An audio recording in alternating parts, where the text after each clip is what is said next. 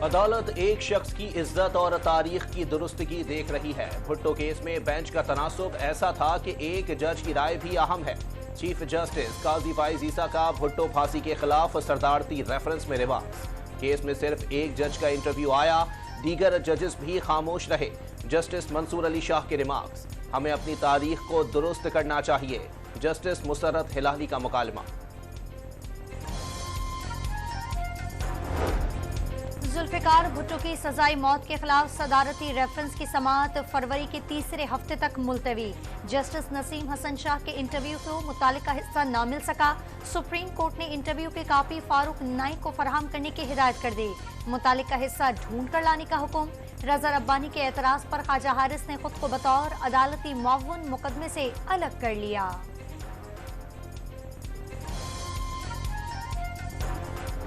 हम सबकी उम्मीद है कि आखिर अब 12-13 साल बाद इस केस में पाकिस्तान को, पाकिस्तान के अवाम को, पाकिस्तान पीपल्स पार्टी को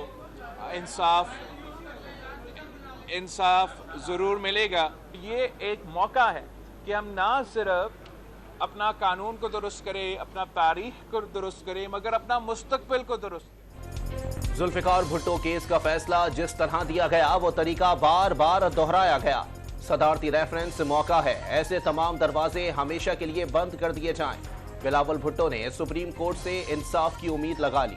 इलेक्शन कमीशन के निशानात में बल्ला जबरदस्ती शामिल कराकर पीटीआई को फायदा पहुंचाए जाने का दावा। बानी पीटीआई को सबसे पहले नफरत की सियासत से तौबा करने का मशवरा भी दे दिया।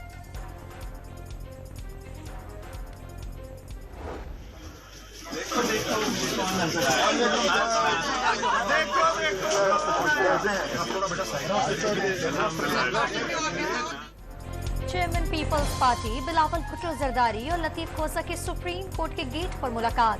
देखो देखो कौन आया। बिलावल का लतीफ खोसा को देखते ही नारा। दोनों ने एक दूसरे को गर्मजोशी से गले भी लगाया। दफा 144 और एमपीओ सबके लिए होगा, सिर्फ पीटीआई के लिए नहीं। अदालत किसी की इंतखाबी मुहिम नहीं चला रही। लग रहा है आप इंतखाबात का इल्तिवा चाहते हैं। हम हर मुमकिन कोशिश कर रहे हैं कि इंतखाबात हो। क्या पीटीआई को इलेक्शन चाहिए? चीफ जस्टिस का लेवल प्लेइंग फील्ड केस की समाअत के दौरान लतीफ खोसा से इस्तफसार। लेवल प्लेइंग फील्ड की अदम फरहामी पर पीटीआई की तौहीनी अदालत की दरखास्त पर समाअत पीर तक मुलतवी। तहरीक इंसाफ के सिवा किसी और जमात के रहनुमा पर एमपीओ नहीं लगा। जलसा करने की इजाजत नहीं मिल रही। पीटीआई को खत्म करने का प्लान है। बानी पीटीआई पर फर्द जुर्मायत कर दी गई। पीटीआई के वकील लतीफ खोसा के दलाइल।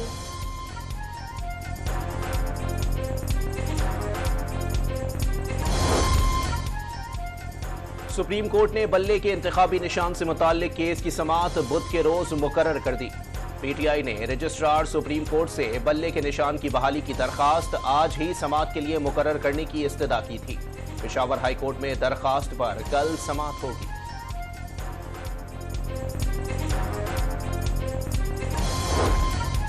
मुस्लिम लीग नून का लाहौर में किसी से सीट एडजस्टमेंट न करने का फैसला। जराए का अयाज सादिक और शेख रोहेल के दरमियान भी तनाज़ा हल होने का दावा। अयाज सादिक को NA 117, शेख रोहेल असगर को NA 121 से टिकट जारी होने का इम्कान। पार्टी से नाराज अली परवेज मलिक को NA 119 से टिकट मिलने की तवक्को।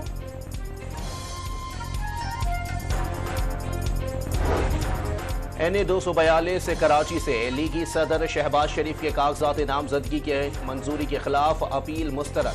अली अमीन गंडापुर को DI खान के कौमी और सूबाई हलकों से इलेक्शन लड़ने की इजाजत मिल गई। अख्तर मेंगल की वड, खुजदार और कल्लात से इंतखाबात लड़ने की अपील मंजूर। जुल्फिकार मिर्जा और फहमीदा मिर्जा के कागजात मुस्तरद किए जाने का फैसला बरकरार। NA 264 से जमाल रईसानी के कागजात नामजदगी मंजूरी का फैसला कलअदम। बाजोड़ में पोलियो सिक्योरिटी के लिए जाने वाली पुलिस गाड़ी के करीब धमाका। 5 एहलकार जाँ बहक और 22 अफराद जख्मी हो गए। धमाके से पुलिस का ट्रक मुकम्मल तबाह हो गया। लाशों और जख्मियों को अस्पताल मुंतकिल कर दिया गया।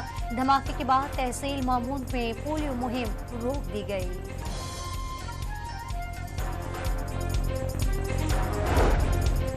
रावलपिंडी में मुखालिफिन की गाड़ी पर फायरिंग से बच्ची समेत 3 अफराद जाँ बहक, खातून समेत 3 अफराद जख्मी।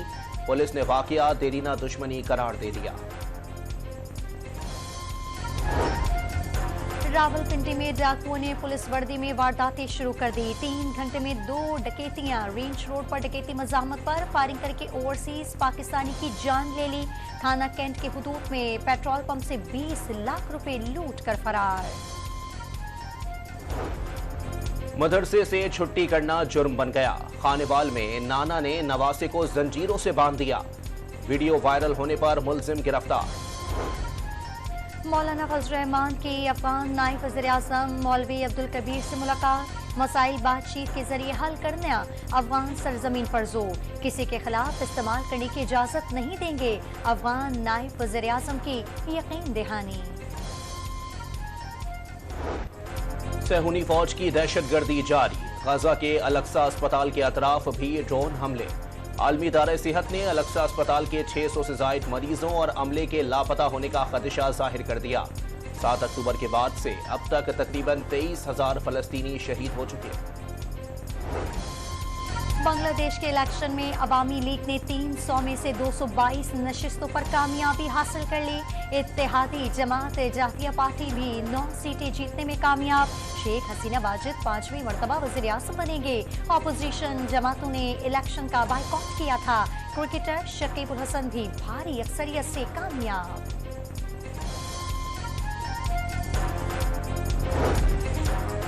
बलूचिस्तान के इलाकों कान, मेहतरजई और मुस्लिम बाग में बर्फबारी का सिलसिला जारी।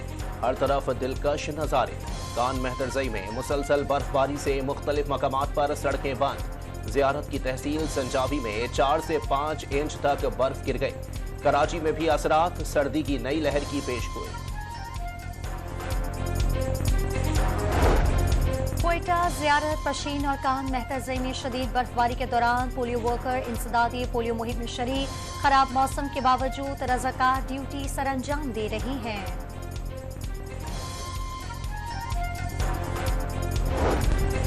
सर्द मौसम की वजह से सिंध में स्कूल्स के औकात कार तब्दील। सुबह 9 बजे खोलने की हिदायत। कराची में स्कूल्स 8:30 बजे ही खुलेंगे। खैबर पख्तूनख्वा में मौसम सरमा के तातीलात के बाद मिडिल, हाई और हायर सेकेंडरी स्कूल्स खुल गए। औकात कार सुबह 9:30 से दोपहर 3:15 बजे तक कर दिए गए। प्राइमरी स्कूल की तातीलात में मजीद 1 हफ्ते की तौसीह। लाहौर में मौसम सरमा के तातीलात के बावजूद खुलने वाले स्कूल सील।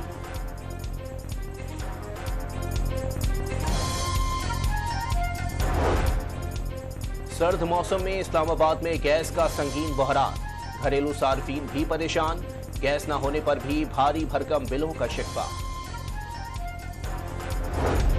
दिसंबर 2023 में पाक अफगान तजारत में 28% कमी। 2 तरफा तजारत का अजूम 12 करोड़ 52 लाख डॉलर्स रहा। कराची में पाकिस्तान हिंदू काउंसिल के तहत शादियों की इज्तिमाई तकरीब। 122 जोड़े शादी के बंधन में बंध गए। निगरान वज़ीर इत्तलात सिंध अहमद शाह की भी तकरीब में शिरकत। Wicketkeeper batter Mohammad Rizwan T20 team के नायब कप्तान मुकर्रर। पाकिस्तान और न्यूजीलैंड के दरमियान 5 मैचेस पर मुश्तमिल T20 सीरीज 12 जनवरी से खेली जाएगी। ब्रिटिश जूनियर स्क्वॉश चैंपियनशिप में पाकिस्तान की मायूस कुन कारकर्दगी। कौमी प्लेयर्स किसी कैटेगरी में भी सेमीफाइनल तक पहुंचने में नाकाम रहे।